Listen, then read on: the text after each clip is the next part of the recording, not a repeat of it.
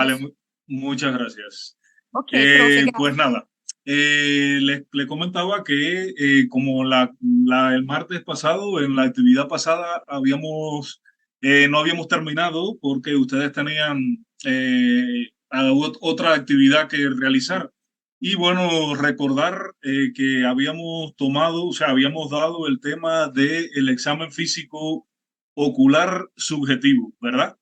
Donde habíamos hablado, entre otras cuestiones, de la submodalidad de la forma, la submodalidad luminosa, la submodalidad cromática, la submodalidad de la profundidad y la submodalidad del movimiento. Habíamos dicho que en esos 5 aspectos eran en los que se dividía el examen oftalmológico desde el punto de vista subjetivo y habíamos comentado el por qué se dividía de esa forma. De esto habíamos hablado, habíamos tocado la parte de la submodalidad de la forma, ¿verdad? ¿Alguno de ustedes me pudiera recordar, me pudiera decir, pudiera comentarle al resto de sus compañeros cómo examinábamos, cómo evaluábamos la submodalidad de la forma?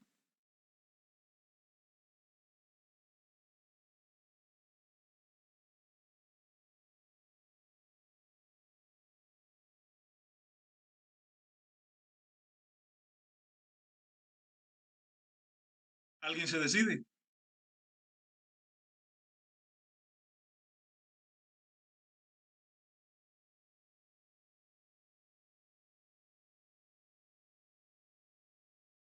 Profe, ¿tiene como repetir la pregunta, por favor? A que si alguno de ustedes me pudiera explicar a mí y al resto de sus compañeros cómo evaluábamos, cómo examinábamos, en qué consistía la submodalidad de la forma o el sentido de la forma. ¿Qué cuestiones teníamos en cuenta a la hora de explorar, de examinar el sentido o la submodalidad de la forma?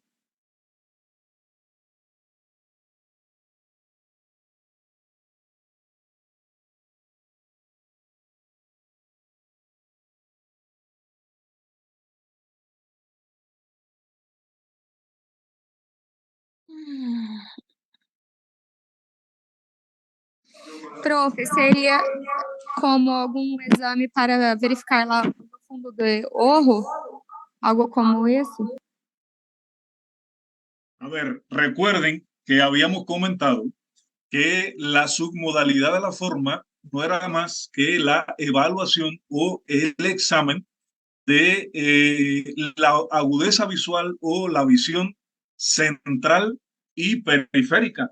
Y que además de eso, desde el punto de vista de la visión central, la dividíamos en agudeza visual de cerca y agudeza visual de lejos. ¿Recuerdan? Para examinar la agudeza visual de lejos, habíamos hablado que teníamos que tener en cuenta o que lo hacíamos a través de los optotipos. Los optotipos que habíamos hablado de el optotipo de Snellen, de el optotipo que es este que aparece aquí en la diapo, el optotipo de Snellen, que habíamos comentado que esta primera letra, esta letra mayor, grande, de mayor tamaño, que aparece sola en la primera línea, equivalía o equivale al 0,1 de visión, o sea, al 10% de visión. Y que así, a medida que el paciente, que la persona, era capaz de ver más letras hasta llegar a la línea que está aquí justo debajo de esta línea de color que hay aquí, era el 100% de visión, o quería decir también que la persona tenía 1 de visión, o 20/20 de visión, o 6/6 de visión. Les comentaba que la forma de evaluar la agudeza visual central de lejos, que es esto, que es lo que hacemos a través de los octotipos, se evaluaba siempre de la misma forma, o sea, a través de los mismos octotipos, a través de las mismas cartillas, pero que la forma de dar la agudeza visual, ya sea el 100% de visión, el 1.0 de visión, el 20/20 de visión o el 6/6 podía variar en dependencia del lugar donde nos encontrábamos, pero que todas querían decir exactamente lo mismo y que todas se evaluaban con los mismos optotipos. Habíamos hablado también que en el caso del optotipo de Pigasu, que es el que está en el sector, aquí en la diapo, en la parte inferior izquierda, es el que se utilizaba para los niños o para las personas adultas que no tienen, o sea, que son iletrados, o sea, que no saben ni leer ni escribir. Y por eso se dispone de formas, dibujos, esquemas, o simple y llanamente se tomó la letra E y se puso en diferentes posiciones para poder examinar, para poder, que no tienen la capacidad de leer o escribir. Y también existía el octotipo de Logmar, que es este que está acá solito en la parte derecha de la diapo, que también era un poco más efectivo a la hora de realizar el seguimiento de la visión de la persona, que fundamentalmente lo utilizábamos para aquellas personas, aquellos individuos que tienen una enfermedad, perdón, que tienen una enfermedad de la visión de largo periodo de evolución, y lo utilizábamos para evaluar de una forma más objetiva si el paciente ha ido recuperando su agudeza visual o no, porque comentábamos que en este caso cada una de las letras tenía un punto de validez. Es decir, que acá, por ejemplo, en el de Jagger, en la línea 4, hay 4 letras, ¿verdad? Y cada una de esas letras equivalen, o sea, no equivalen necesariamente a un puntaje determinado.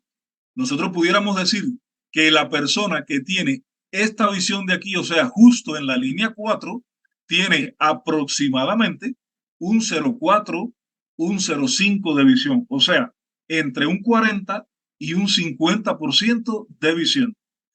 Pero puede ser que la persona en una consulta vea las 4 letras de esta línea, pero en la otra consulta, o sea, perdón, para ponerlo el ejemplo un poquito más concreto, puede que el paciente en esta primera consulta vea 3 letras de esta línea, o sea, de la letra L, la letra P, la letra E y la letra D, solamente vea, un ejemplo, la L, la P y la E.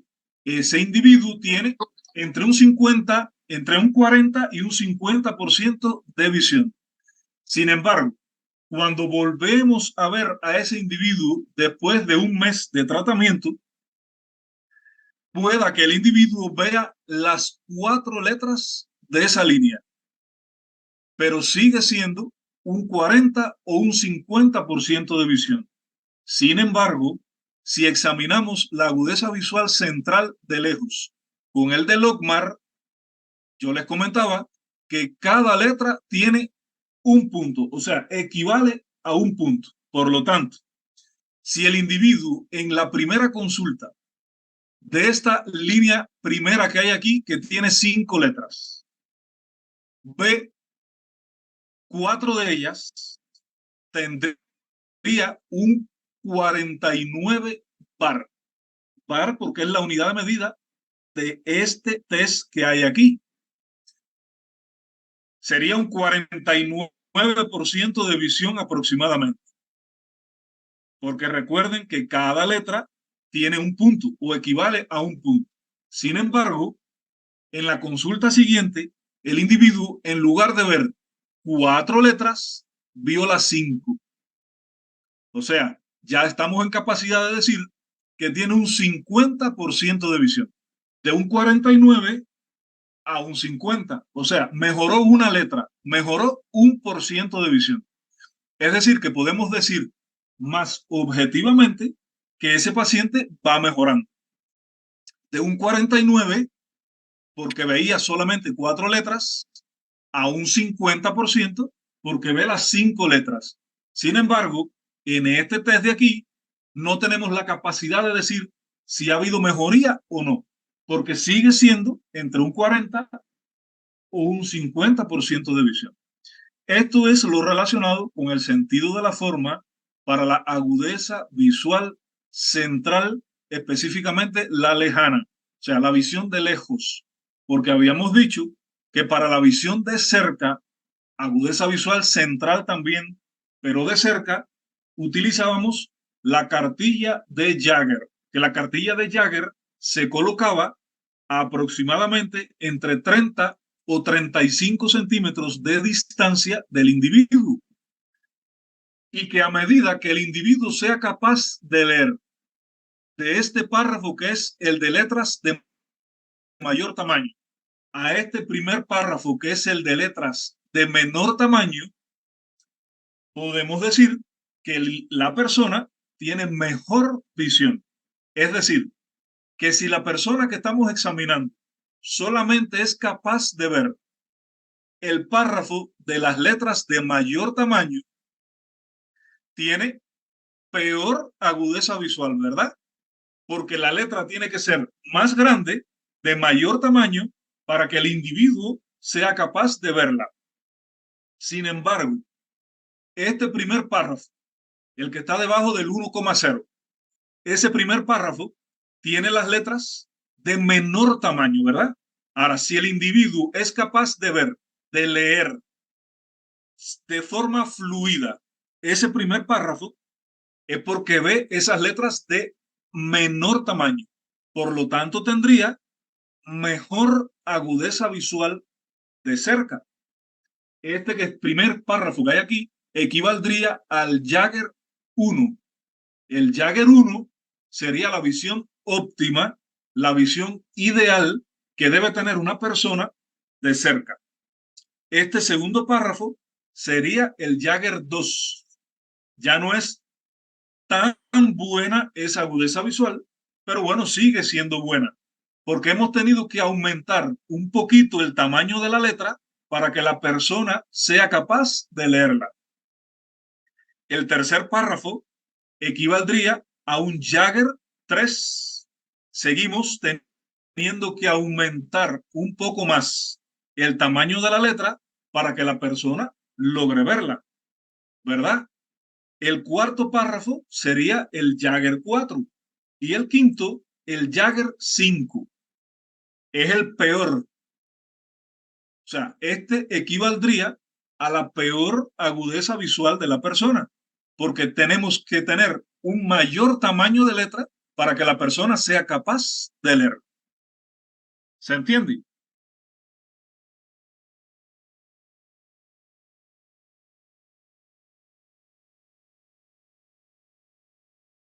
¿Se Sim, entiende, prof. por favor? Sim, prof. Vale.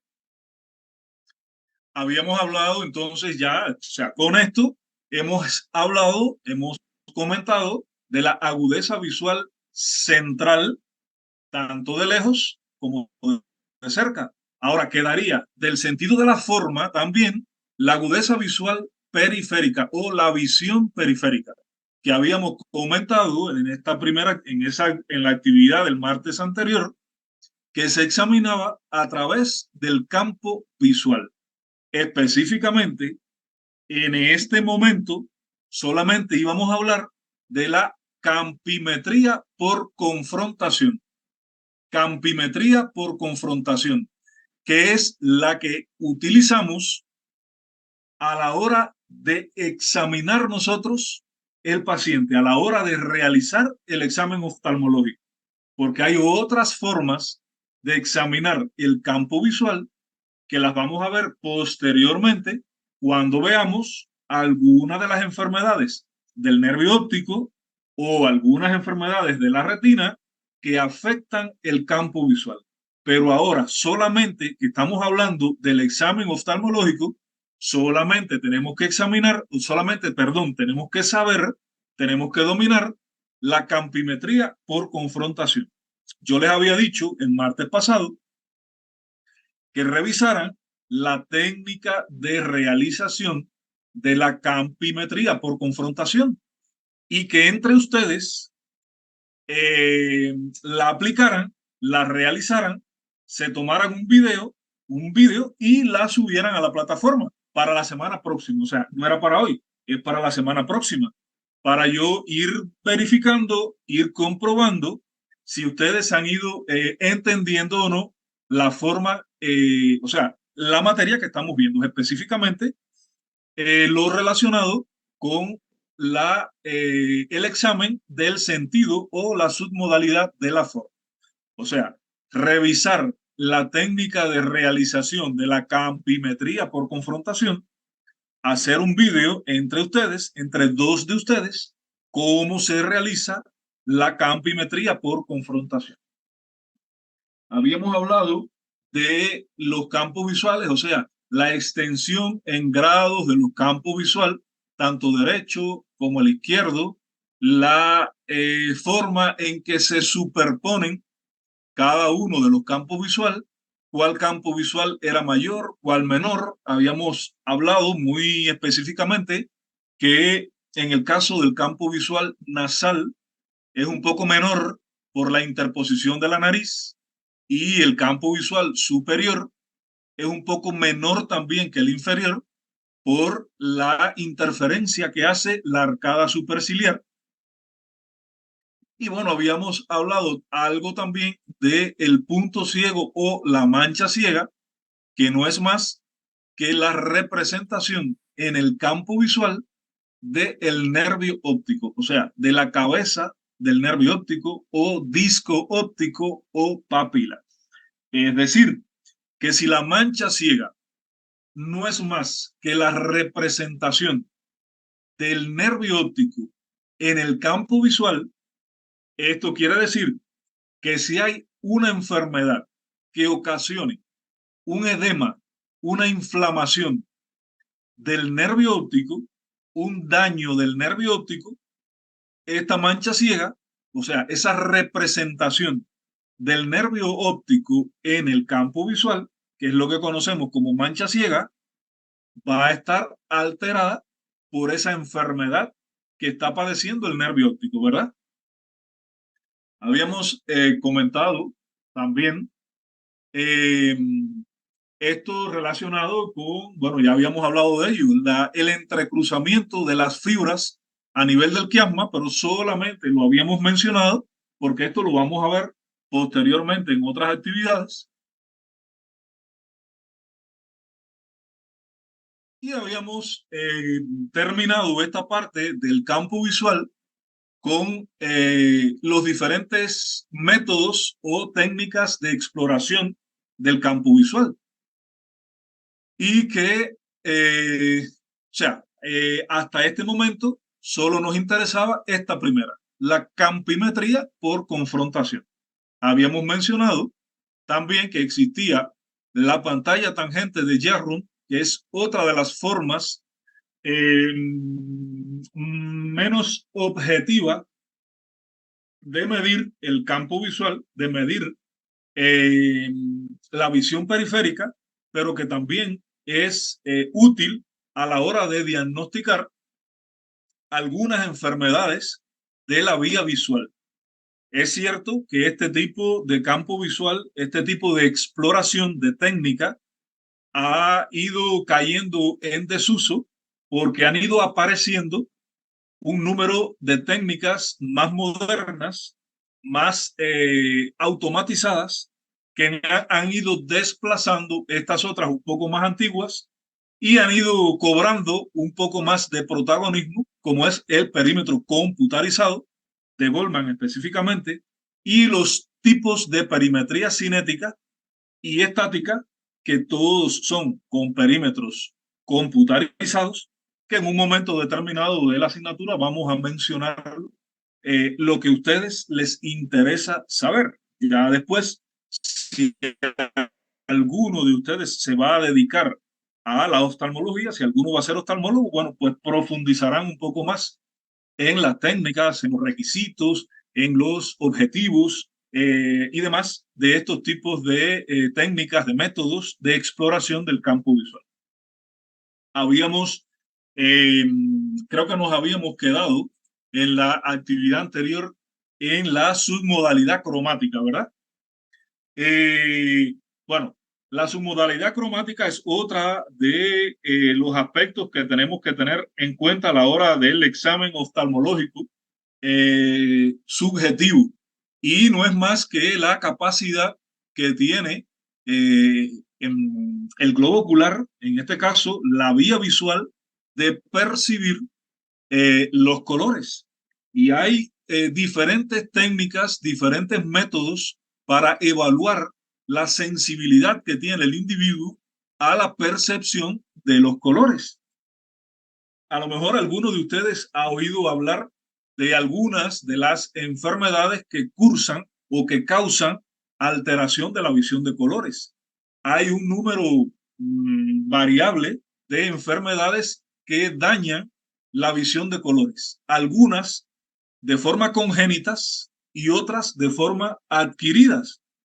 Dentro de las congénitas, la más frecuente, por llamarla de alguna forma, la más conocida por la población, es el daltonismo. ¿Alguno de ustedes ha oído hablar del daltonismo? Sim, profe. Pues el daltonismo es solamente una de las tantas, de los tantos tipos de discromatopsias que hay. O sea, la pérdida o la dificultad en la sensibilidad para captar, para ver los colores, se llama discromatopsia, que puede ir desde una discromatopsia leve hasta una total, que en el caso de una discapacidad total para la visión de colores, se llamaría acromatopsia, o sea, la ausencia de la capacidad o sensibilidad para percibir los colores. Son las personas que solamente ven el blanco y el negro. No tienen la capacidad, su sistema visual no tiene la sensibilidad para percibir las diferentes longitudes de ondas que dan los diferentes colores. Ahora,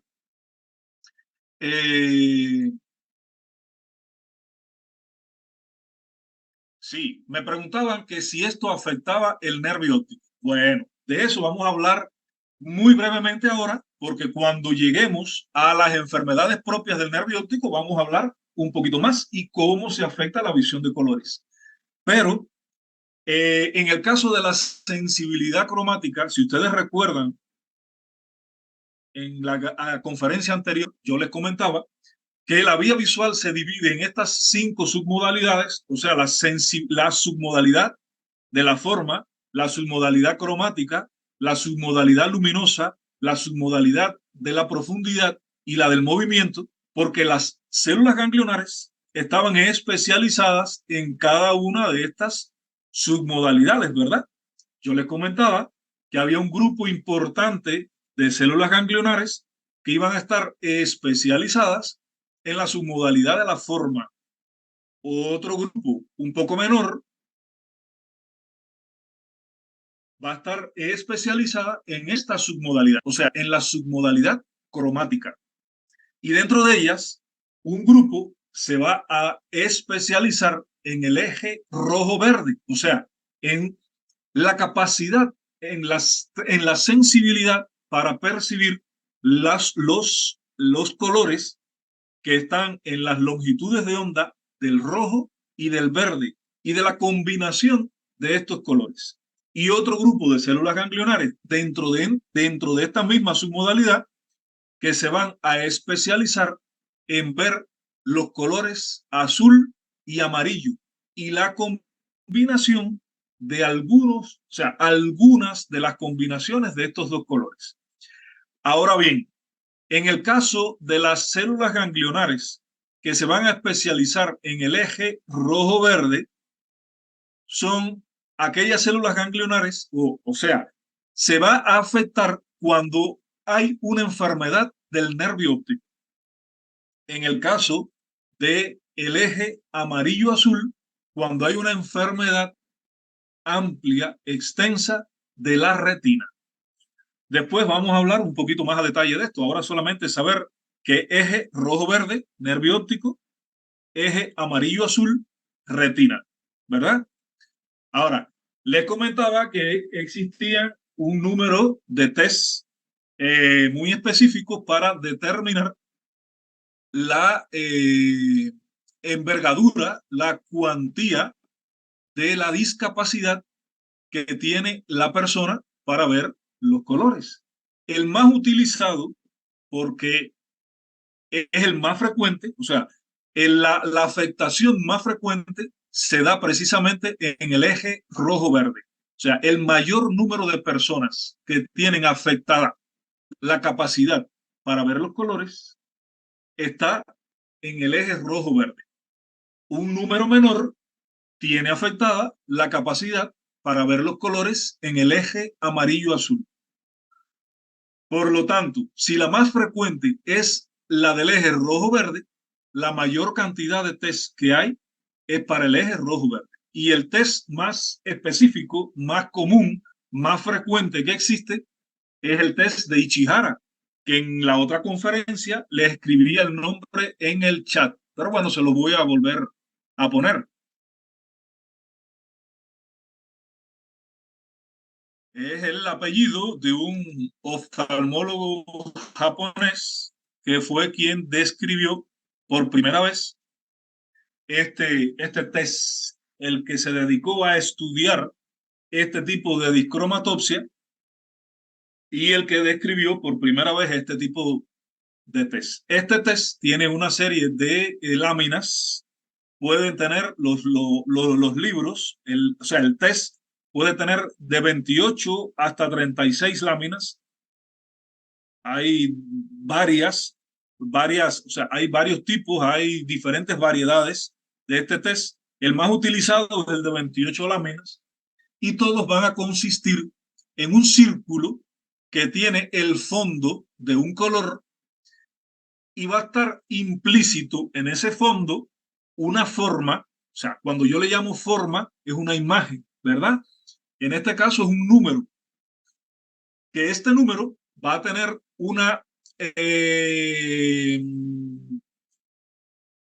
variación importante en relación al fondo, para que se vea perfectamente bien la diferencia. Por ejemplo, este fondo tiene implícito una forma que es el número 12, ¿verdad?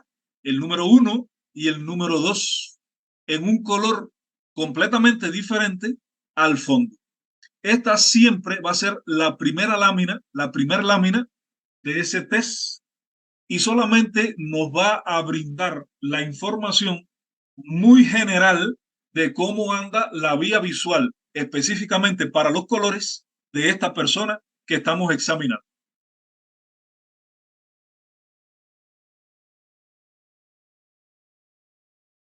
Después nos vamos a encontrar un número determinado de láminas. Yo solamente escogí una lámina de cada grupo, porque si no sería muy larga la explicación del test. O sea, este primer círculo que hay aquí, que debajo dice imagen 2, como este círculo, como esta imagen, hay 4. Yo solamente traje una, porque todas tienen el mismo fondo, lo que va a variar es la forma que tiene implícita ese fondo. Esta imagen que hay aquí, que debajo dice 6, imagen 6, son 4 también, pero yo solamente igual escogí una porque las 4 tienen el mismo fondo y una imagen diferente implícita, pero siempre del mismo color. Esta imagen que hay aquí, que debajo dice imagen 10, son igualmente 4 con las mismas características de fondo y las mismas características de la forma, de la imagen, del número que tiene implícito. Y esta última lámina que hay aquí, que dice imagen 14, son 4 también. Igualmente, yo solamente les traje una. Es decir, que aquí, si ustedes se fijan, cada una de estas láminas son completamente diferentes entre sí, ¿verdad? Para que el individuo, o sea, para que nosotros podamos explorar en detalle el tipo de afección de la vía de colores que tiene la persona. The type of color daltonic change with the disk of affection of ocular orbit. Example, cornea or cristalino or another one piece like a tonic media, intermediate or extern. A ver, en el caso del daltonismo es una enfermedad congénita. Es una enfermedad congénita que tiene transmisión ligada al cromosoma X. Es decir, la madre se la va a transmitir a sus hijos varones. Es autosómica recesiva ligada al cromosoma X. Se transmite la madre a sus hijos varones. No tiene nada que ver con una afección, con un daño en la órbita, en la córnea, en alguna de las membranas que cubren o que forman al ojo. O sea, no tiene nada que ver el daltonismo con algún daño orgánico, con algún daño adquirido en alguna parte de la vía visual para que aparezca el daltonismo. Recuerden que el daltonismo es una enfermedad congénita, vuelvo y repito, ligada al cromosoma X y que es transmitida de la madre a sus hijos varones. Esto no quiere decir que no haya mujeres que lleguen a padecer el daltonismo. Sí las hay. Hay un número muy pequeño, muy pequeño de mujeres que sufren del daltonismo. O sea, es solamente el 0.001% de la población femenina puede llegar a desarrollar la enfermedad. Muchas mujeres portan el gen recesivo ligado al cromosoma X, vuelvo y repito, y se lo van a transmitir a sus hijos varones. Pero hay un número pequeño de mujeres que también pueden padecer la enfermedad. Ahora, continuamos. Este es otro tipo, o sea, otras 2 imágenes diferentes que también las utilizamos para examinar la visión de colores. Y estas últimas que le traigo aquí, si recuerdan la primera que les mostré, tiene exactamente el mismo color de fondo que esta y la forma que tiene implícita esta imagen tiene el mismo color que el número 12, aquel primero que le había mostrado, ¿verdad? Pero en esta última imagen que hay aquí, en la imagen 38, es un trazado, es un camino lo que hay de forma. Bueno, porque esta que está aquí la utilizamos para los niños o para las personas que no saben leer. Normalmente esto tiene una marca aquí y una marquita aquí y le decimos al niño o a la persona, al adulto, que siga con su dedo desde una marquita hasta la otra y la persona tendría que ir siguiendo este camino, este trazado de una marca a la otra y de esa forma, igual que este que está en la imagen 26. Y de esta forma sabemos si la persona está viendo o no el color. ¿Por qué no utilizamos el número? Porque los niños, cuando tienen menos de 4 o 5 años, no conocen los números. Y las personas que no han aprendido a leer tampoco conocen los números. Por lo tanto, se utilizan este tipo de láminas. Existen otros tests para evaluar la función de la vía visual relacionado con los colores. Específicamente este que tenemos aquí en la diapo, que es el test de Farnsworth-Musil. Es un oftalmólogo alemán que lo describió por primera vez y consiste en un número variable de discos que van a tener un color por una cara en los diferentes ejes y en la cara contraria tienen un número. Se riegan todas estas fichas y la persona tiene que ir organizándolo por colores desde el menos intenso hasta el más intenso en cada uno de los colores que tienen ubicados estos discos en su porción en una de sus dos caras. Y después esto hay que vaciarlo a una lámina y nos daría el patrón específico de la alteración de la visión de colores. Pero bueno, esto es solo para que lo conozcan. No es el más utilizado. Este evaluaría tanto el eje rojo-verde como el eje amarillo-azul. Hasta ahora solamente, o sea, tienen que conocer un poquito más el test de Chihara, que es el que más se utiliza en la práctica médica para determinar si la persona tiene o no una afectación en la visión de colores. Bueno, hasta ahí esta primera parte, o sea, para concluir la actividad de la conferencia anterior. Vamos entonces a ver la del día de hoy. Déjenme tomar un poquito de agua, por favor.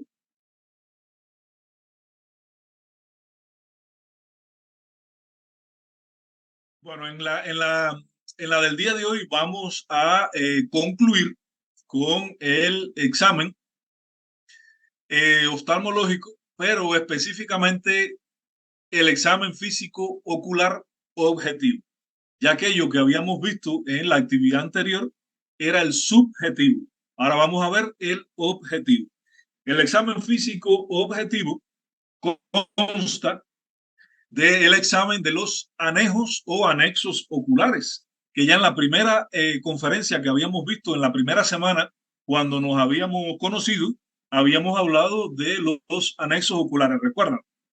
Habíamos hablado también de algunas de las estructuras que formaban parte del segmento anterior del ojo, que es otro de los aspectos a tener en cuenta en el examen oftalmológico objetivo. También están los medios refringentes oculares, la motilidad ocular, que habíamos hablado algo de ello también relacionado con los músculos extrínsecos del ojo, ¿verdad? Los reflejos pupilares, el fondo de ojo y la tonometría ocular digital. O sea, estos serían los 7 acápites, los 7 aspectos a tener en cuenta a la hora de examinar, a la hora de realizar el examen oftalmológico objetivo. Repito, anexos oculares, segmento anterior, medios refringentes, motilidad ocular, reflejos pupilares, fondo de ojo y tonometría ocular digital. Fíjense que pongo la palabra digital porque es la forma en que tenemos de tomar la tensión ocular a la hora de realizar el examen oftalmológico, sin que medie ningún instrumento para medir la tensión ocular.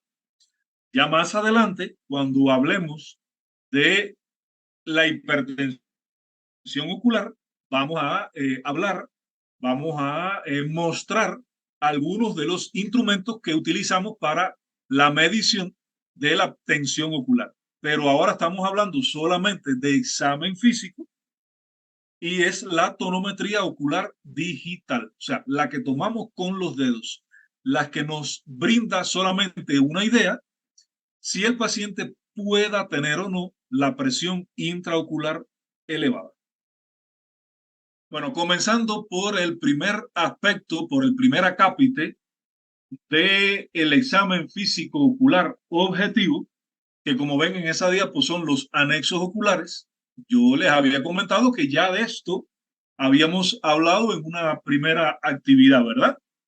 Y habíamos comentado, habíamos abundado en que los anexos oculares son todas aquellas estructuras que están dentro de la órbita o cercana a la misma, aledaña a la misma, contigua a la misma y que le brindan, entre otras cosas, protección, lubricación y sostén al globo ocular, ¿verdad?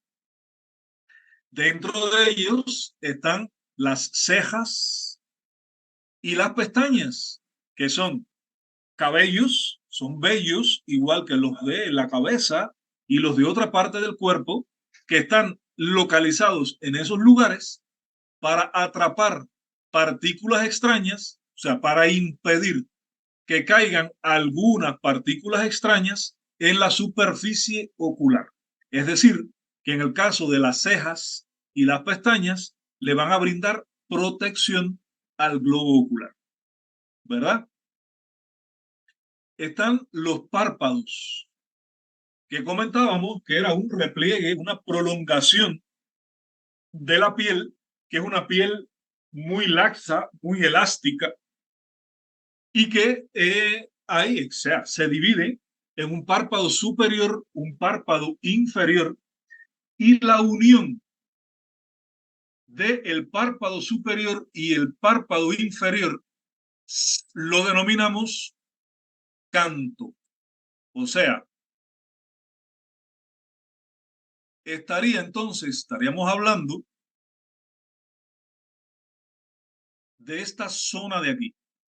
O sea, la unión del párpado superior con el párpado inferior se llama canto.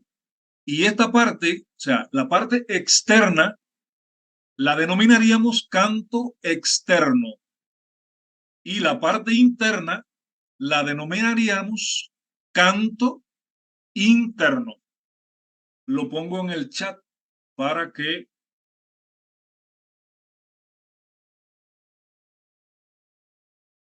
lo tengan. Canto externo.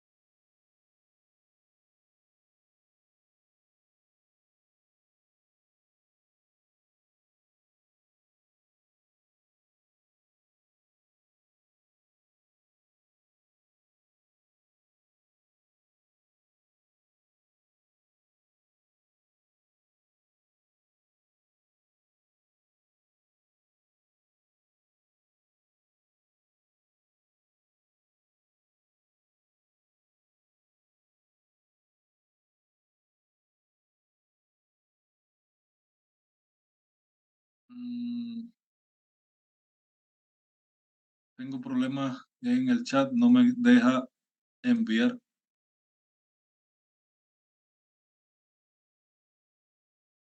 Bueno, canto externo les decía.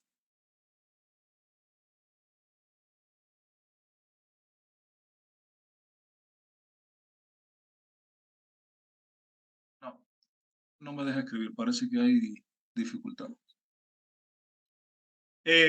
Canto externo en el caso de la unión en la parte externa del párpado superior con el párpado inferior y canto interno en la unión del ángulo interno, el que está más próximo entonces a la nariz. Esto sería lo correspondiente al párpado, ¿verdad?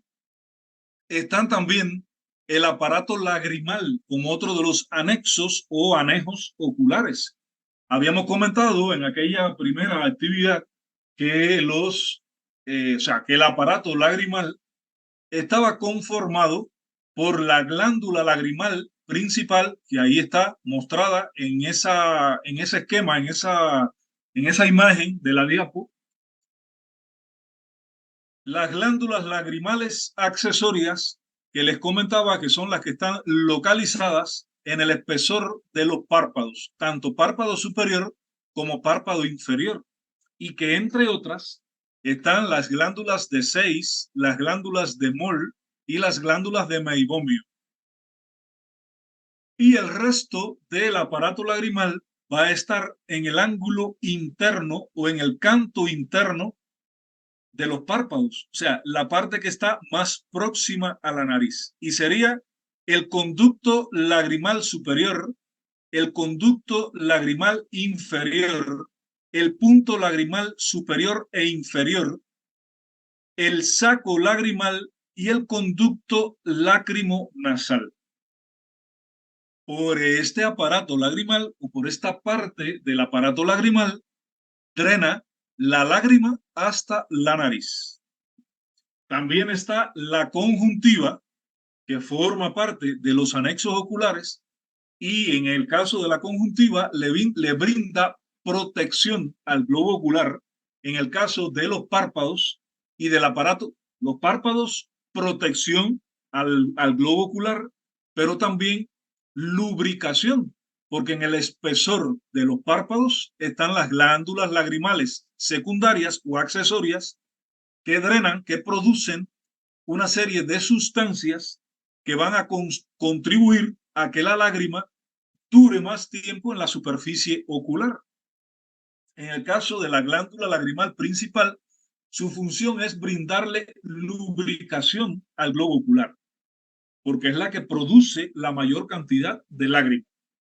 En el caso de la conjuntiva, su función fundamental es la protección al globo ocular.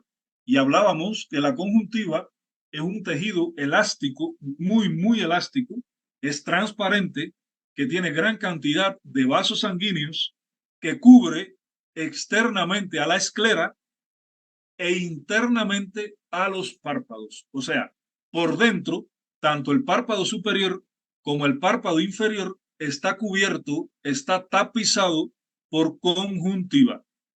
Por lo tanto, la conjuntiva se divide en tres partes. La conjuntiva vulvar. ¿Cuál es la conjuntiva vulvar?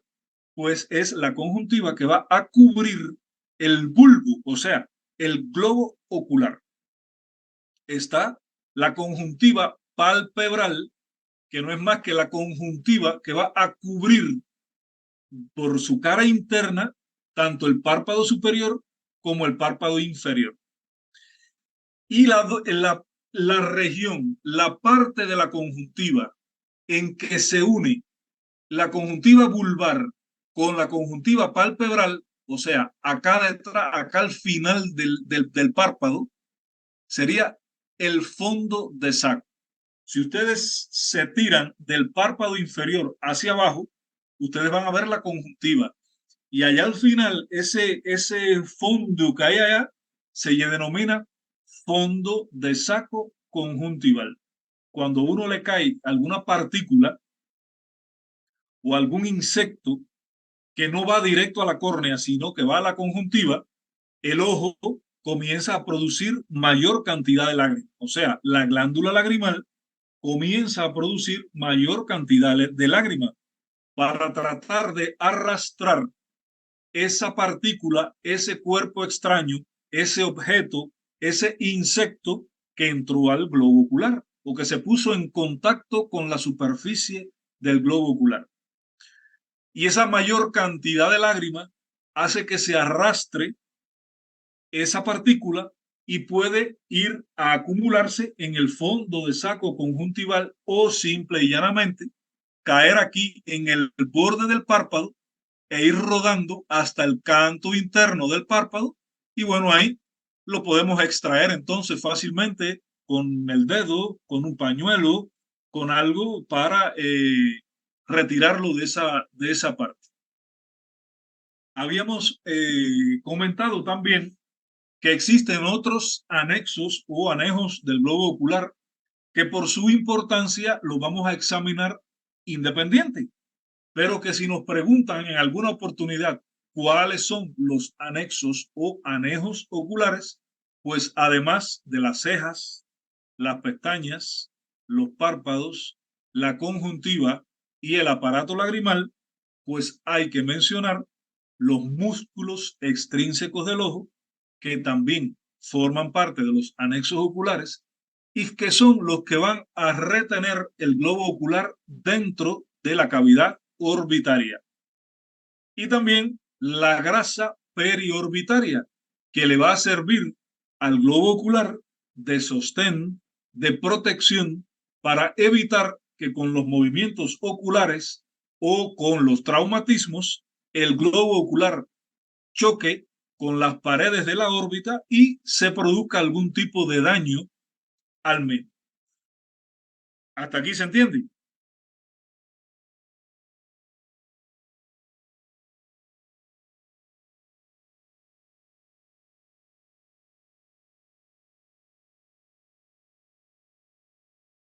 ¿Se entiende bien? Sí, profe. Vale, gracias. Pues estos son los anexos oculares. Ahora, vamos a hablar entonces de segmento anterior.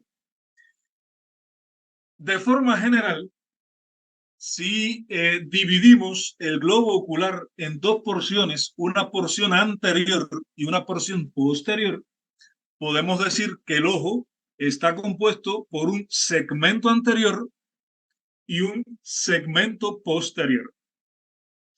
Por lo general, los oftalmólogos nos dividimos, por llamarlos de alguna forma, o sea, desde el punto de vista a lo que nos dedicamos específicamente, nos vamos a dedicar al segmento anterior. Son los oftalmólogos que se dedican a lo que es córnea, cristalino, glaucoma, defectos refractivos, y los oftalmólogos que nos dedicamos al segmento posterior, los que nos dedicamos a lo que es nervio óptico, retina, vítreo y uvea. Bueno, pues así se divide el globo ocular, o sea, segmento anterior y segmento posterior. Hoy vamos a hablar de las estructuras que forman parte del segmento anterior, porque del segmento posterior vamos a hablar más adelante en la asignatura cuando abordemos las enfermedades que afectan el segmento posterior del globo ocular.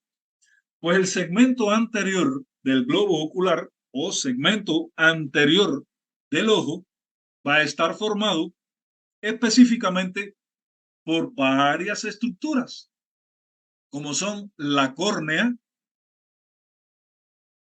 La córnea, recuerden que habíamos comentado en aquella primera actividad que formaba parte de la túnica externa o fibrosa del globo ocular, conjuntamente con la esclera, ¿verdad? Que ambas eran de tejido colágeno, que la córnea era de tejido colágeno altamente especializado, por lo que era transparente. Por eso es que es el primer medio refringente o medio transparente del globo ocular, que carecía de vasos sanguíneos. O sea, en la córnea no hay, vamos a encontrar, no hay vasos sanguíneos, que está muy inervada, o sea, que sí va a haber gran cantidad de nervios y que su nutrición va a estar a cargo de el aire del ambiente, y que como primer medio refringente del globo ocular, entre otras cosas, le va a dar un número de dioptrías al globo ocular para que podamos tener una visión óptima. En segundo lugar, pues se encuentra la cámara anterior. La cámara anterior es el espacio que va a estar comprendido entre la cara posterior de la córnea y la cara anterior del iris. ¿Recuerdan? O imagino que recuerden de las de actividades anteriores que el iris, como pueden ver aquí en esta imagen, es un diafragma, que es lo que le da color al ojo, ¿verdad? Y que en el centro tiene un hueco, que es lo que se conoce como pupila, y que es lo que se va a cerrar o a abrir a través de un músculo que se llama esfínter de la pupila, que es uno de los dos músculos que tenemos dentro del ojo y que se va a cerrar o a abrir para permitir la entrada de menor cantidad cuando se cierra o de mayor cantidad cuando se abre de luz a la retina. Pues el espacio que existe entre la cara posterior de la córnea y la cara anterior del iris se llama cámara anterior. Y la cámara anterior va a estar ocupada por el humor acuoso. El humor acuoso que es producido por los procesos ciliares, que si recuerdan, en aquella actividad habíamos comentado que los procesos ciliares formaban parte del cuerpo ciliar, conjuntamente con el músculo ciliar. O sea, el cuerpo ciliar estaba comprendido o está comprendido por el músculo ciliar y los procesos ciliares. Los procesos ciliares que son los encargados de la producción del humor acuoso y el músculo ciliar que en su función fundamental va a ser la intervenir en el fenómeno de la acomodación. También dentro del segmento anterior encontramos la cara anterior del cristalino. El cristalino, que habíamos dicho que era el tercer medio refringente o el tercer medio transparente del globo ocular, que le daba un número importante de dioptrías al ojo para que podamos ver. Se dice que el cristalino nos aporta aproximadamente 10 dioptrías, es decir, que si una persona no tuviese cristalino, pues esas 10 dioptrías habría que otorgárselas, habría que dárselas, habría que suplirlas con un cristal, con una lente, para que podamos ver de forma nítida. El cristalino, que tiene forma de lente biconvexa y que por ley de la física, como toda lente biconvexa, si hacemos incidir una luz en su superficie, va a proyectar una serie de imágenes que dentro de un momento vamos a hablar algo de ellas. Resumiendo, en el segmento anterior del ojo lo forman la córnea, la cámara anterior, el humor acuoso, el iris y la cara anterior del cristalino. Ahí están dibujados o ahí están representados también en ese dibujo los párpados, las pestañas, la conjuntiva. Pero recuerden que tanto la conjuntiva como los párpados, como las pestañas, no forman parte del segmento anterior, forman parte de los anexos oculares, ¿verdad? Pues si se fijan aquí algo que les comentaba yo hace un ratito, esta parte de aquí sería, esta parte que está en este color azuloso, verdoso, es la córnea, ¿verdad? De aquí en adelante, lo que está en negro sería la esclera. Este punto de unión de la córnea con la esclera es lo que se conoce como el limbo esclerocorneal. Este fondo que hay aquí, este espacio terminal que hay aquí en este esquema, en este dibujo, sería el fondo del saco conjuntival que habíamos hablado ahorita.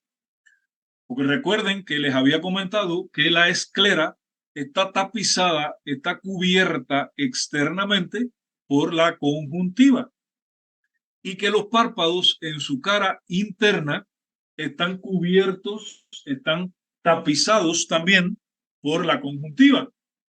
Y la unión de las dos conjuntivas en ese fondo que se ve ahí, pues es lo que se conoce como fondo del saco conjuntival, que hay uno superior correspondiente acá al párpado superior,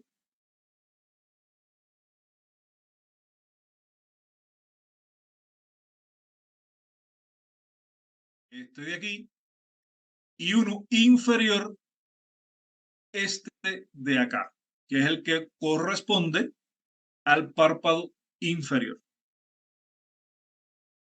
Prof, Sí, eu queria saber sobre a câmera anterior del ojo. sí, Porque na aula anterior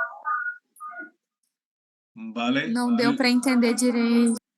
La cámara anterior es este espacio que está aquí en la flecha. ¿Ven? O sea, la cámara anterior es el espacio. Esto es un corte lateral del ojo. Estamos viendo, estamos haciendo un corte lateral del ojo.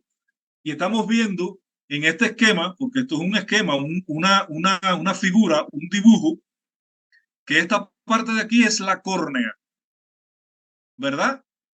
Y esta otra parte de aquí es el iris. Este espacio que hay aquí entre la cámara anterior y el iris, perdón, entre la córnea,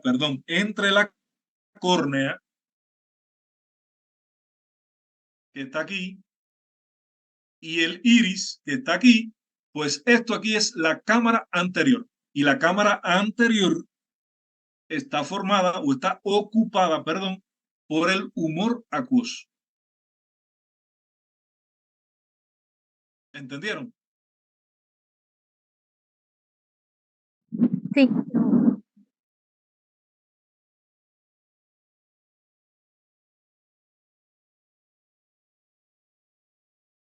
Seguro. No se queden con dudas. Si no han entendido, pues...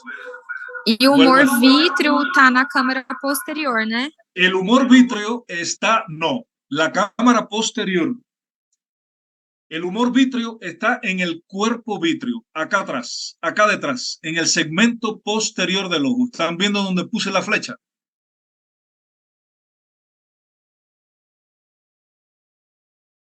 ¿Ven donde puse la saeta? Sim, e a câmera posterior seria onde? La cámara posterior es este espacio más pequeño que hay aquí. Es el espacio que queda detrás del iris, que es esto, que es lo que le da color al ojo, ¿verdad? Que está comunicado aquí con la pupila, que es el hueco que tenemos como diafragma en el iris.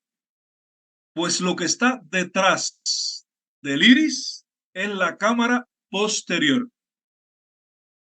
Aquí detrás del iris, es donde se encuentran los procesos ciliares, que son los que producen el humor acuoso.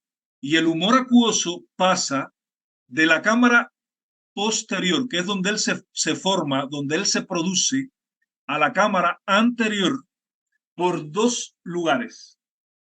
Uno, por el canal del Schlemm, que lo vamos a ver cuando demos glaucoma, ahora no vamos a hablar de él, y por la pupila. ¿Qué es esto?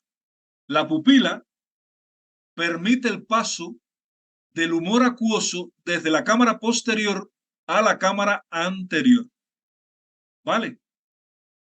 Pupila aquí, donde está la flecha, cámara anterior aquí, cámara posterior aquí, detrás del iris. Então a câmera anterior e posterior só tem humor aquoso. En la cámara, tanto en la cámara anterior como en la cámara posterior, lo que hay es humor acuoso. El humor vítreo está acá detrás, en el cuerpo vítreo, en el segmento posterior. De cristalino adelante, segmento anterior. De cristalino hacia atrás, segmento posterior. El límite entre los dos segmentos del ojo, el segmento anterior y el segmento posterior, es el cristalino. La cara posterior del cristalino hacia atrás, segmento posterior. Cara anterior del cristalino hacia adelante, segmento anterior. ¿Vale?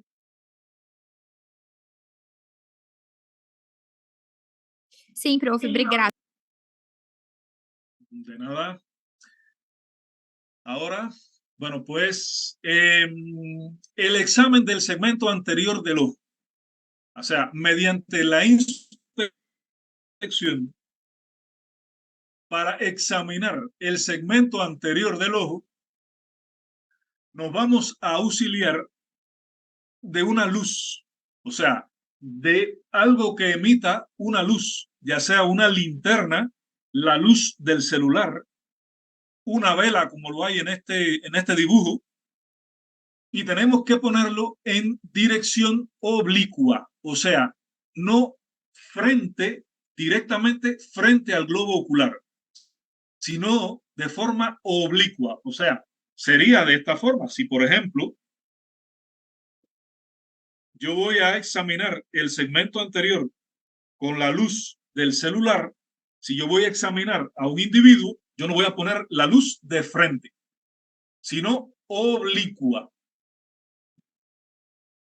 De esta forma. ¿Ven?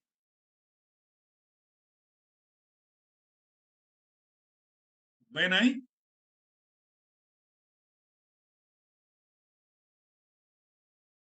O sea, con la linterna, con la luz del celular, por ejemplo, que se puede examinar perfectamente bien, lo pongo de forma oblicua, no de frente a la persona, sino oblicua, diagonal a la persona. Porque uno de los elementos que forma el segmento anterior es la cámara anterior.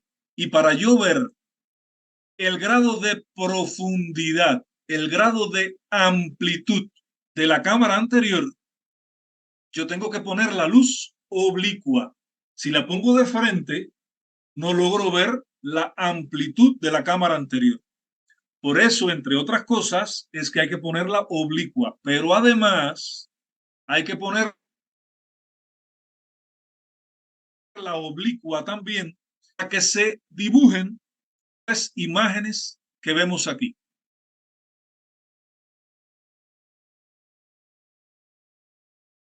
O sea, si se fijan aquí en este pequeño dibujo del globo, del ojo que hay aquí, aquí está una vela, ¿verdad? Y esa vela de forma diagonal, de forma oblicua, está iluminando el ojo. Está iluminando, o sea, esta luz se está proyectando sobre la superficie del globo ocular, específicamente sobre la córnea.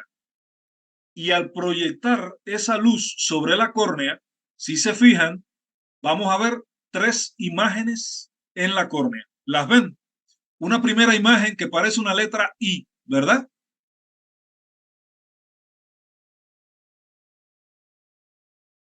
Una segunda imagen que es un poquito más grande y una tercera imagen que es bien pequeñita. ¿Logran ver las tres imágenes?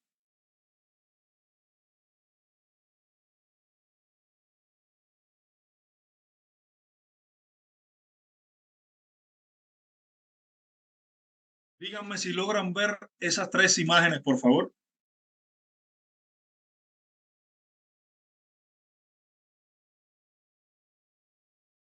Sí, doctor. Ajá. Esas tres imágenes que se dibujan, que se proyectan en la superficie de la córnea, se denominan, se llaman imágenes de Purkinje.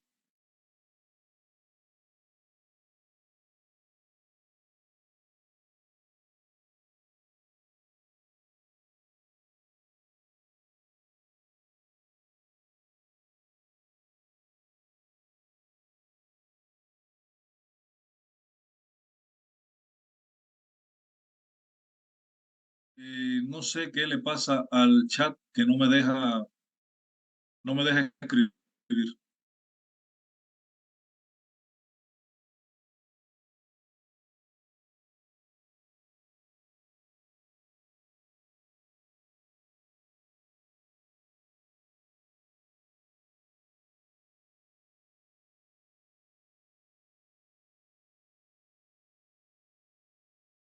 Ya.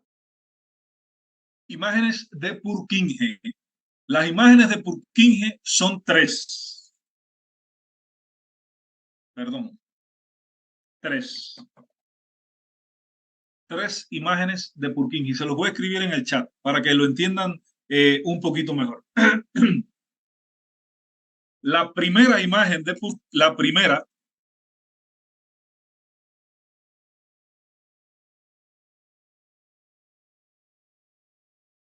es una imagen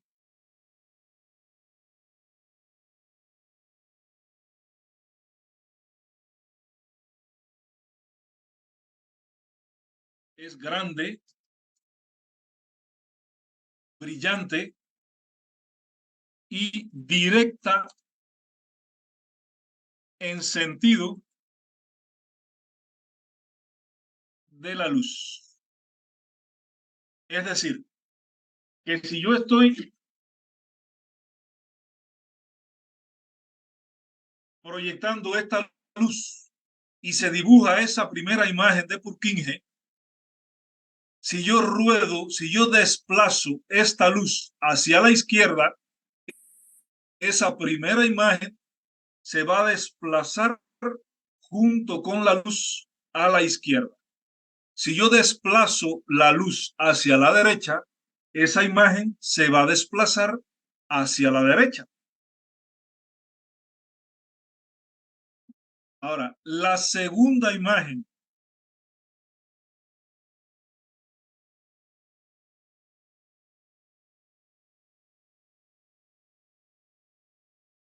es grande también, mayor que la primera, es poco brillante, o sea, poco brillante, brilla menos que la anterior, es más opaca.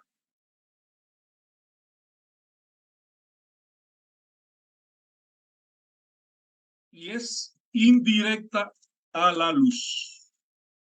O sea,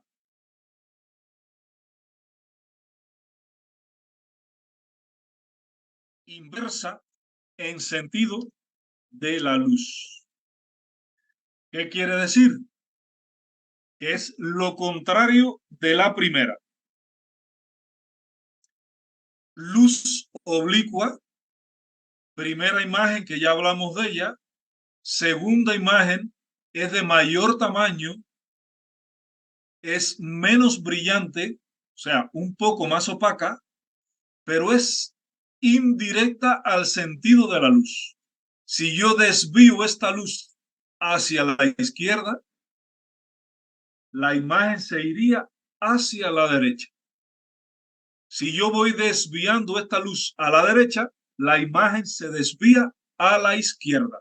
Es inversa al sentido de la luz. Y la tercera imagen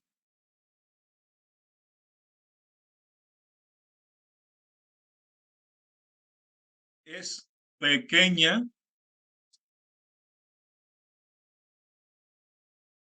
brillante,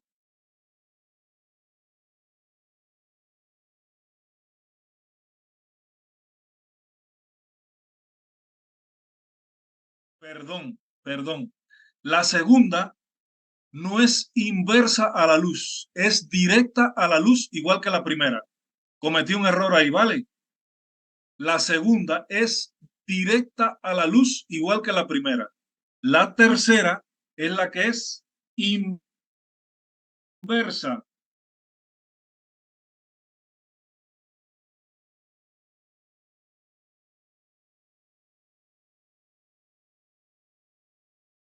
Repito, la primera imagen de Purkinje, es grande, brillante y directa al sentido de la luz. Es decir, que si yo desplazo la luz a la derecha, la primera imagen de Purkinje se va a la derecha también. Si yo desplazo la luz a la izquierda, la imagen se va a la izquierda. La segunda imagen de Purkinje es grande, o sea, de mayor tamaño que la primera. No brilla tanto como la primera, es opaca y tiene sentido directo a la luz, igual que la primera, directa a la luz. Si yo desplazo la luz a la derecha, ella va a la derecha. Si yo desplazo la luz a la izquierda, ella va a la izquierda. Y la tercera imagen es muy pequeña, muy brillante y es inversa al sentido de la luz. Si yo desplazo la luz a la izquierda, la imagen va a la derecha. Y si yo desplazo la luz a la derecha, la imagen va a la izquierda. Ahora, ¿quién es el responsable de cada una de las imágenes? Pues la primera imagen, que vuelvo y repito, es grande, brillante y directa al sentido de la luz, corresponde a la córnea. O sea, esa primera imagen que vemos cuando ponemos una luz delante del ojo en dirección oblicua, esa primera imagen de Purkinje la proyecta la córnea. La segunda imagen, que es grande, menos brillante y también directa a la luz, la proyecta la cara anterior del cristalino. Y la tercera imagen, que es pequeña, brillante, pero inversa al sentido de la luz, la proyecta la cara posterior del cristalino. Viendo esta imagen que habíamos visto hace un momento, la primera imagen de Purkinje sería aquí, en la córnea, grande, brillante y directa al sentido de la luz. La segunda imagen, aquí, cara anterior del cristalino, grande, no tan brillante, pero directa igual al sentido de la luz. Y la tercera imagen, pequeña, brillante e inversa al sentido o dirección de la luz. La proyecta la cara posterior del cristalino. Primera imagen, cara anterior de la córnea o córnea, no hay que decir si cara anterior o cara posterior, porque la córnea es una estructura, es un órgano que es convexa y cóncava. Por lo tanto, si yo proyecto una luz sobre su superficie, ella va a proyectar una sola luz. El cristalino, que es una lente biconvexa, por ley de la física, si yo emito una luz que se ponga en contacto con ella, o sea, con esa lente, con el cristalino, este va a reflejar dos luces, una en su cara anterior y otra en su cara posterior. Al desplazar esa luz, la de la cara anterior del cristalino siempre va a ir en la misma dirección de la luz. La de la cara posterior va a ir en dirección opuesta, en dirección inversa a la luz. ¿Entendido hasta aquí?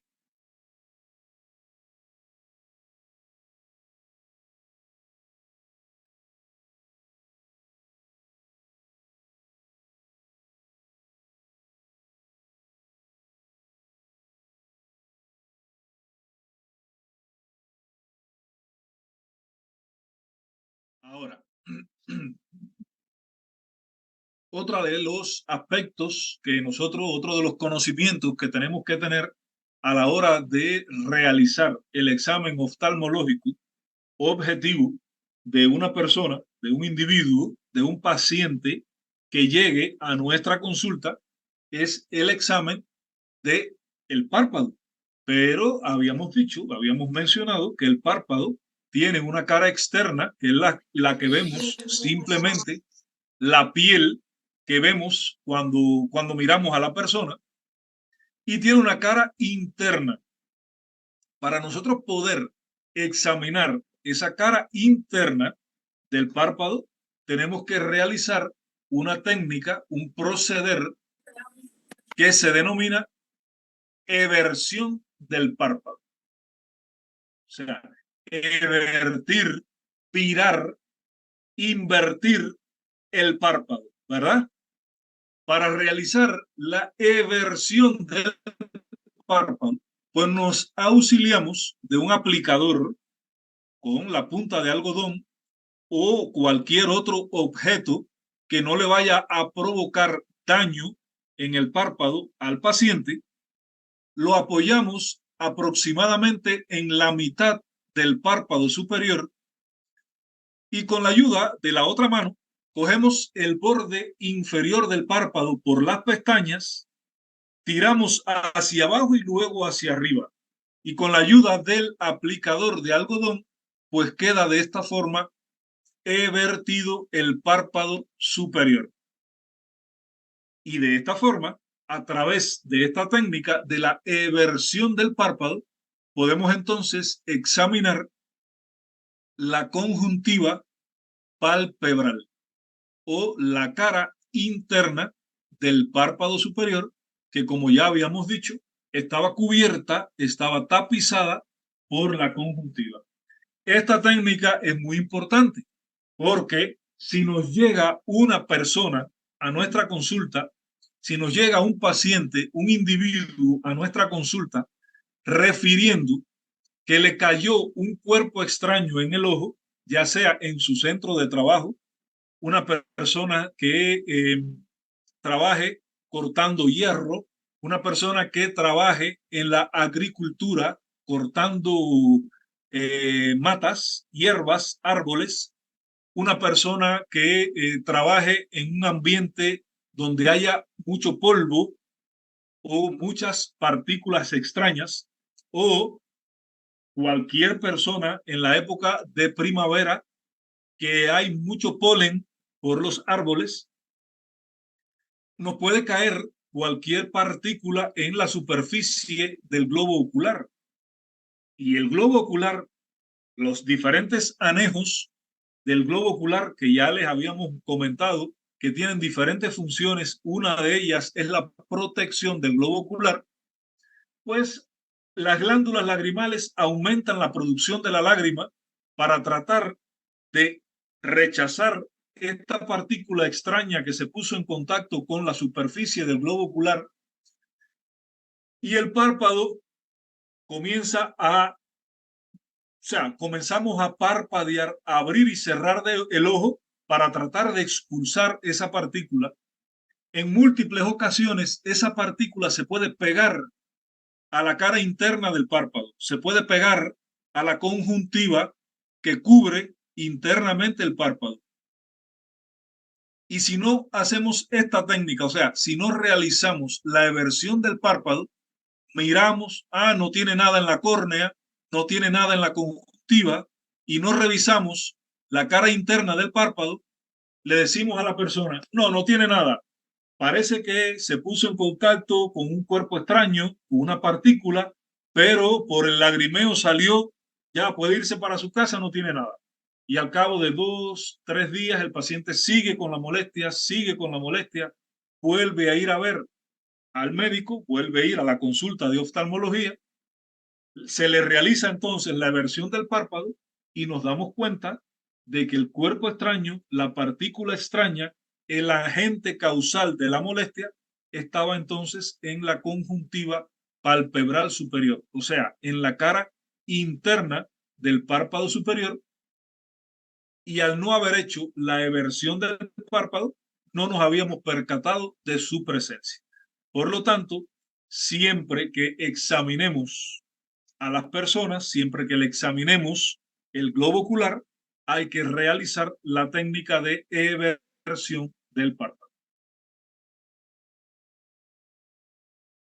Bueno, para continuar, bueno, pues estamos en presencia o vamos a hablar de los medios refringentes del globo ocular, que ya los habíamos mencionado, pero vamos a ver algunas cositas muy particulares de ellas, de ellos, solamente unos datos muy puntuales porque a medida que vayamos avanzando en la asignatura, a medida que vayamos viendo las diferentes enfermedades, pues vamos a ir hablando un poquito más.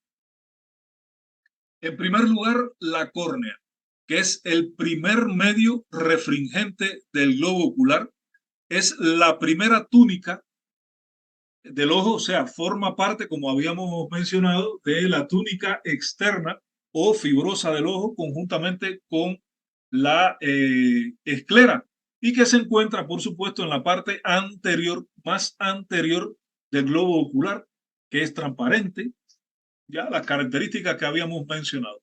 El segundo medio refringente del globo ocular es el humor acuoso.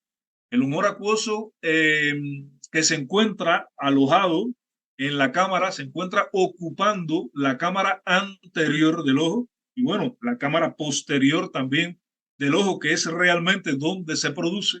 Recordar que es producido por los procesos ciliares que forman parte de el cuerpo ciliar y que pasa de la cámara anterior, perdón, de la cámara posterior a la cámara anterior, bañando la cara anterior del cristalino y, por supuesto, el iris, que también está en contacto directo con el humor acuoso. El tercer medio refringente o medio transparente del globo ocular es el cristalino, que ya lo habíamos mencionado, que tiene forma de lente biconvexa que se encuentra inmediatamente por detrás del iris y que tiene un núcleo, tiene una corteza, que son las dos partes fundamentales, aunque también tiene otras partes que las vamos a hablar, vamos a tocarlas cuando abordemos la esclerosis del cristalino, o sea, la catarata, que es lo que se conoce como esclerosis del cristalino, que lo vamos a abordar cuando demos el síndrome de disminución lenta y progresiva de la visión. Solamente ahora quiero que sepan o quiero recordarles que es una lente biconvexa que tiene un núcleo, que tiene un córtex o corteza y que se encuentra inmediatamente por detrás del iris. Y bueno, de la pupila, que es este orificio, este hueco que se encuentra perforando el iris en su porción central y que no es más que el músculo esfínter de la pupila.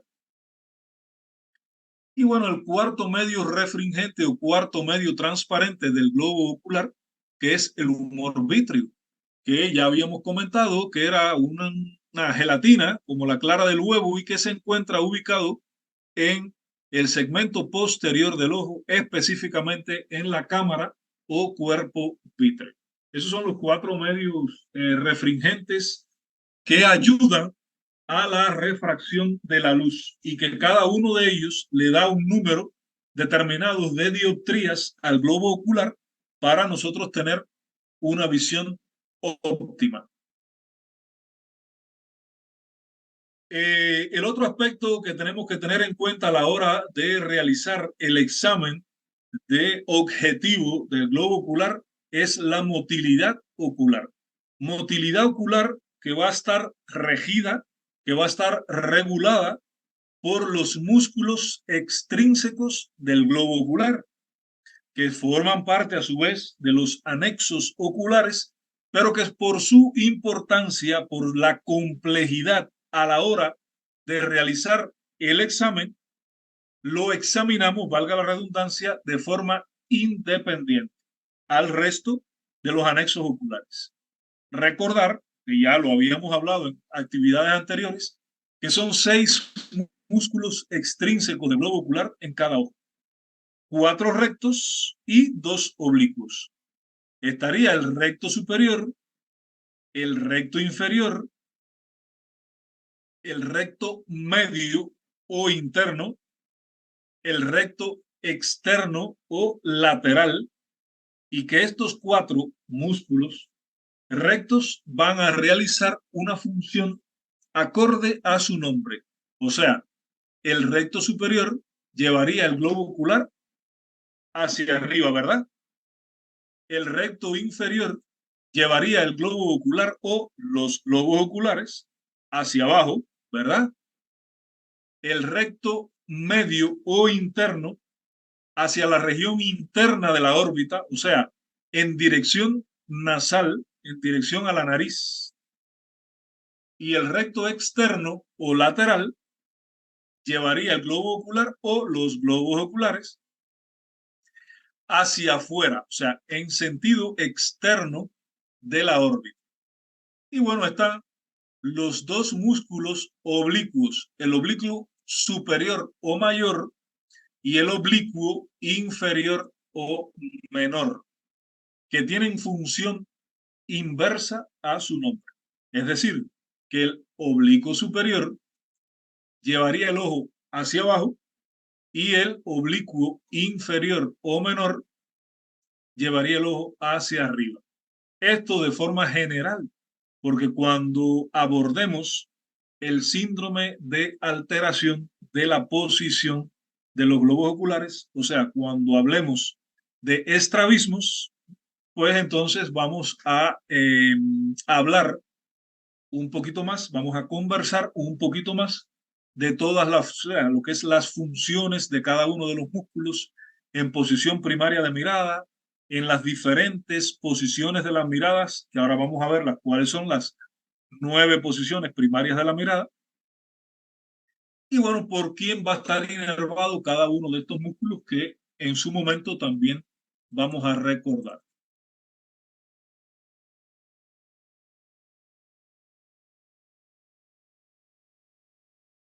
Bueno, pues aquí están en esta diapo, están recogidas las 9 posiciones de la mirada. En primer lugar, esta del centro es la posición primaria de mirada. La posición primaria de mirada, porque es la posición en que vamos a estar mirando al frente, donde los 2 ejes visuales, es decir, el eje visual del ojo derecho y el eje visual del ojo izquierdo, están alineados de forma paralela.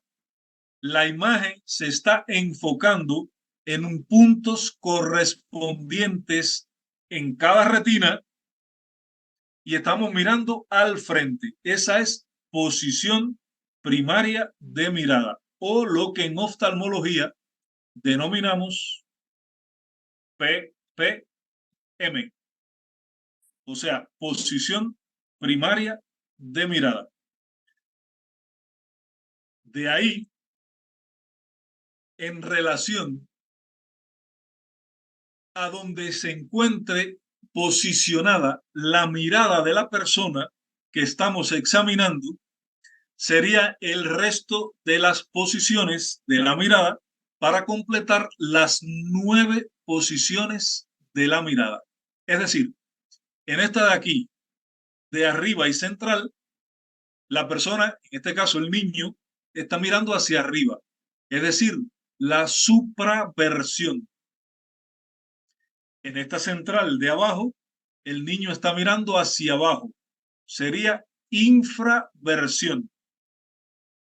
En esta de aquí, de arriba e izquierda, está mirando hacia la derecha y arriba.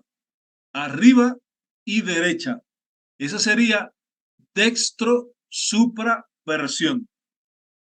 Esta última, o sea, esta de arriba y la izquierda, estaría mirando hacia, perdón, en la derecha, estaría mirando hacia la izquierda y sería levosupraversión.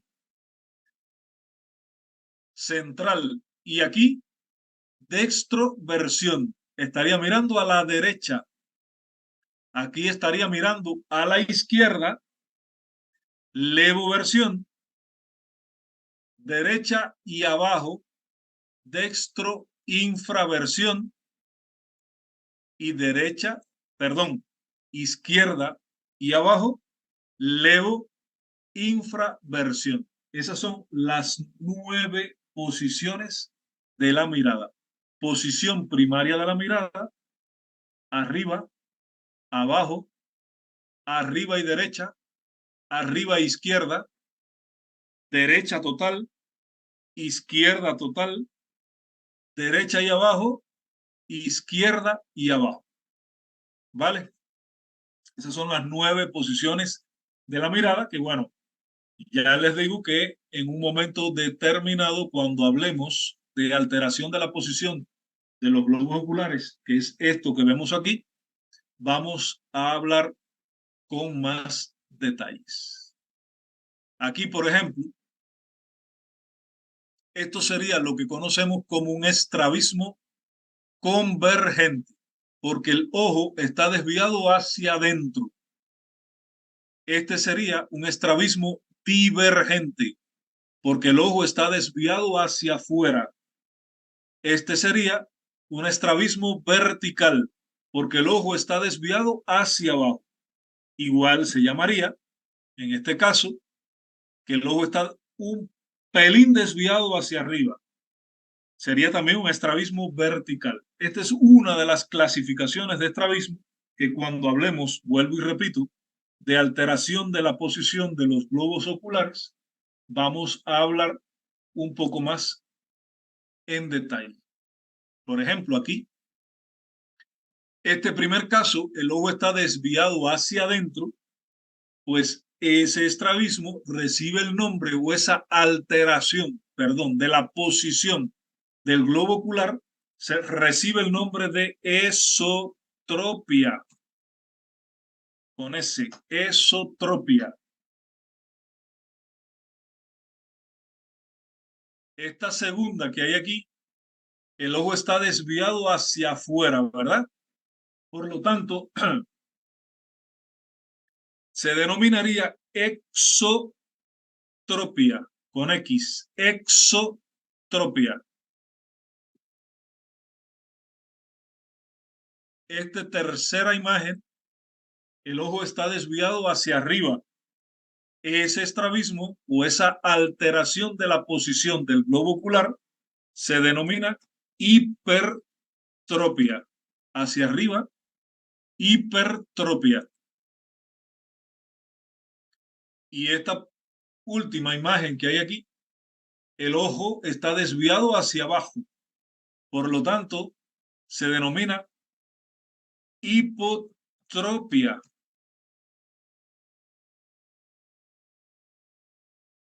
Esa es otra de las clasificaciones de la alteración de la posición del globo ocular, que está regido, por supuesto, por algún daño en uno de los músculos o varios extrínsecos del ojo o en el nervio que inerva ese músculo en particular. ¿De acuerdo? Ya les decía que esto es una información que ustedes tengan de forma un poco más general, porque cuando hablemos de la alteración de la posición de los globos oculares, pues hablaremos un poco más a detalle. Ahora bien, para nosotros examinar esto que son las 9 posiciones primarias de la mirada, siempre vamos a partir, o sea, siempre vamos a comenzar en esta posición, en la que está señalada ahí por la flecha, en la posición primaria de la mirada. Siempre nos vamos a auxiliar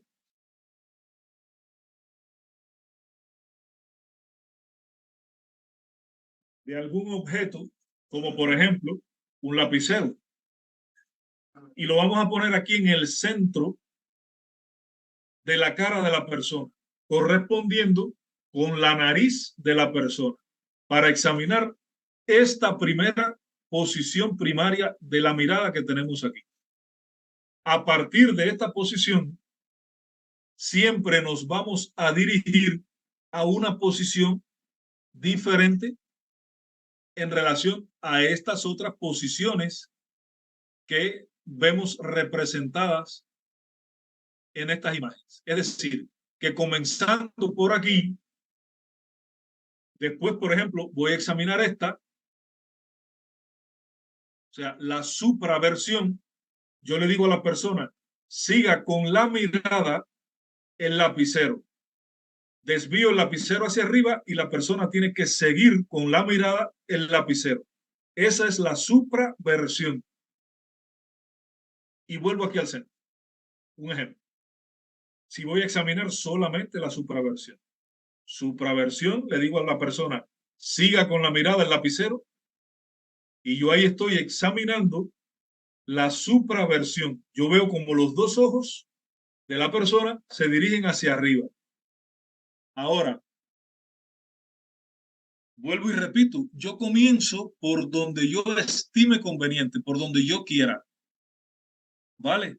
Nadie me puede decir, yo tengo que comenzar por la derecha, tengo que comenzar por la izquierda, tengo que comenzar por abajo o por arriba. Yo comienzo por donde yo quiera, pero siempre partiendo de la posición primaria de la mirada, de aquí. Supraversión, vuelvo al centro, pero ahora yo tengo que describir un ángulo de 90 grados. Es decir, que si yo vengo aquí arriba examinando la supraversión, vuelvo aquí, 90 grados ahí o aquí o aquí, ¿verdad? Es decir, que si yo parto de esta primera de aquí y después examino la supraversión, yo vuelvo aquí y tengo que describir un ángulo de 90 grados. Por lo tanto, voy a examinar esta de aquí. Vuelvo aquí al centro y 90 grados hay aquí abajo. Vuelvo aquí al centro y 90 grados hay aquí. Vuelvo aquí al centro y ahora voy a examinar las diagonales. Vendría aquí un ejemplo. Vuelvo aquí al centro y 90 grados hay aquí. Vuelvo aquí al centro y 90 hay aquí. Vuelvo aquí al centro y 90 grados hay aquí. Y vuelvo aquí al centro. Y esas son las 9 posiciones primarias de la mirada y siempre lo vamos a examinar describiendo un ángulo de 90 grados. Es decir, comienzo aquí, posición primaria de la mirada. Si yo decido como examinador explorar la supraversión, vengo aquí,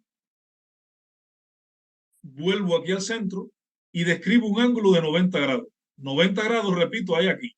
Por ejemplo, vuelvo aquí al centro, 90 grados hay aquí abajo, vuelvo aquí al centro, 90 grados hay a la derecha, vuelvo al centro y ya examiné las rectas, las posiciones rectas. Ahora voy a las oblicuas. Comienzo por la que yo quiera también. Por ejemplo, aquí. Vuelvo al centro y 90 grados hay aquí. Vuelvo al centro, 90 hay aquí. Vuelvo al centro y 90 hay aquí. Vuelvo al centro y ahí están las 9 posiciones primarias de la mirada. ¿Se entendió? Después vamos a hablar un poquito más de esto. Esto es de forma general. ¿Entendieron?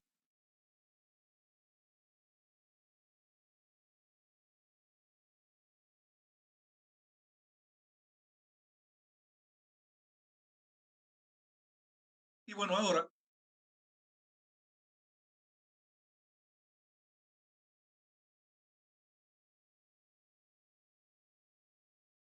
vamos a mencionar eh, otra parte de lo que queda, que es los reflejos pupilares.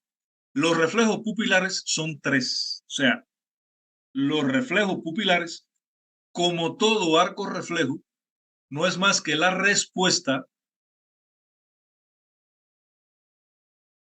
del órgano o una parte del organismo, en este caso el globo ocular, a un estímulo, pero que ese estímulo tiene que tener una característica fundamental. O sea, tiene que cumplir una serie de características, pero una esencial es que tiene que ser inesperado. O sea, la respuesta para ese que se produzca, o sea, para que obtengamos una respuesta, para que se produzca el arco reflejo, ese estímulo tiene que ser inesperado, como todos los reflejos. Si nosotros vamos a examinar el reflejo rotuliano, por ejemplo, ¿recuerdan cómo se examina el reflejo rotuliano? Bueno, pues tenemos que dar un estímulo inesperado en la rótula, en el tendón de la rótula, para que la pierna se hiperextienda. Ese es el reflejo rotuliano. En el caso de los reflejos pupilares, el estímulo consistiría casi siempre en una luz para provocar la reacción de la pupila, que es lo que vamos a examinar, los reflejos pupilares. Y son tres los tipos de reflejos que vamos a examinar. El reflejo fotomotor directo, el reflejo fotomotor indirecto o consensual. Este tiene dos nombres: reflejo fotomotor indirecto o consensual. Y el reflejo de acomodación convergencia, o como también se le conoce, acomodación convergencia miosis. Repito, reflejo fotomotor directo, reflejo fotomotor indirecto o consensual, y el reflejo de acomodación convergencia o acomodación convergencia miosis, como también se le conoce. El primero, el reflejo fotomotor directo.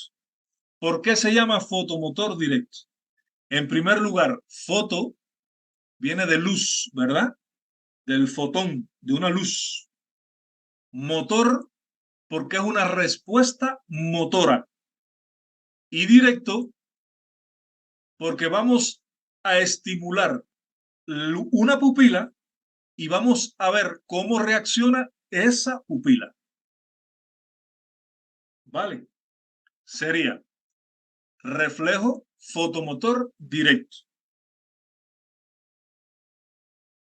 Fotomotor porque es con una luz, motor porque vamos a provocar una respuesta motora, en este caso la contracción de un músculo, el esfínter de la pupila, y directo porque nosotros vamos a examinar la pupila que estamos iluminando. O sea, nosotros nos vamos a olvidar de esta pupila de acá, de este ojo de acá. Cogemos una luz que puede ser la de la linterna del celular, le decimos a la persona que vamos a examinar que mire, y de forma inesperada vamos a hacer incidir el haz de luz sobre la pupila. Esto. Y vamos a verificar qué sucede con esa pupila, que normalmente, ¿qué debe suceder? Se debe contraer, se debe cerrar. El cierre o la contracción de la pupila, ¿cómo se llama? ¿Quién me dice cómo se llama el cierre o contracción de la pupila?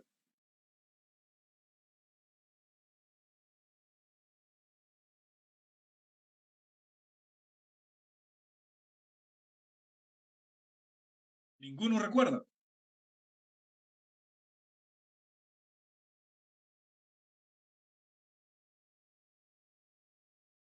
Midriasis. El cierre o contracción de la pupila se llama miosis. La dilatación o apertura de la midriasis, de la pupila, es la que se conoce con el nombre de midriasis. O sea, cuando yo estimulo la pupila con un haz de luz, la pupila se debe contraer, se cierra, y eso es lo que se conoce con el nombre de miosis pupilar. Cuando esa pupila está iluminada por la luz, yo retiro el haz de luz, esa pupila se va a dilatar entonces, que es lo que se conoce con el nombre de midriasis. Bien, en eso consiste el fotomotor directo. O sea, yo voy a estimular la pupila y voy a ver qué sucede con esa pupila que estoy estimulando. La otra pupila no me interesa, ¿vale? Ahora, el reflejo fotomotor indirecto o consensual. Fotomotor, bueno, foto y motor igual que el anterior. Foto porque es de luz, el estímulo es una luz. Motor porque la respuesta es una respuesta motora. Ahora, ¿por qué indirecto? Porque yo voy a estimular una pupila, pero voy a ver qué sucede con la pupila contraria a la que estoy estimulando. Es decir, que si yo estimulo la pupila derecha con el haz de luz, yo voy a ver qué sucede en la pupila izquierda. Pero igual que el anterior, el reflejo tiene que ser inesperado. Yo le digo a la persona que estoy examinando, mira al frente y en un momento determinado, yo hago incidir un haz de luz sobre la pupila derecha y miro lo que sucede con la pupila izquierda. En un segundo momento, voy a estimular la pupila izquierda y voy a examinar qué sucede con la pupila derecha cuando yo estimulo la izquierda. ¿Qué debe suceder cuando yo estimulo la pupila derecha? ¿Qué debe suceder con la pupila izquierda? Profe, ¿puede encerrar a clase? ¿Cómo?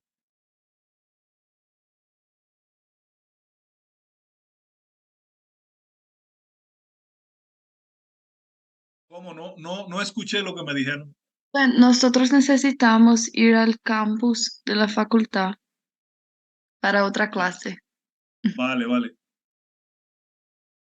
Vale, pues entonces nada, dejamos esto aquí y continuamos con los reflejos en la próxima actividad, ¿vale? Gracias. Bueno, hasta luego. Gracias, profe. A ustedes, gracias, hasta luego. Profe, ¿usted puede pasar los slide para nosotros?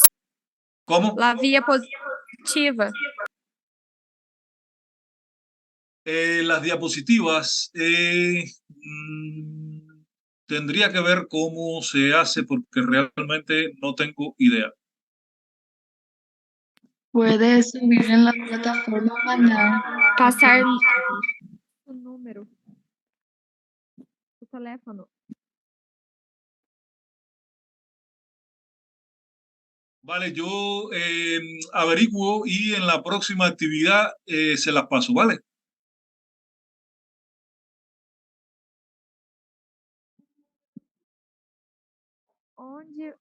Onde vai subir a atividade?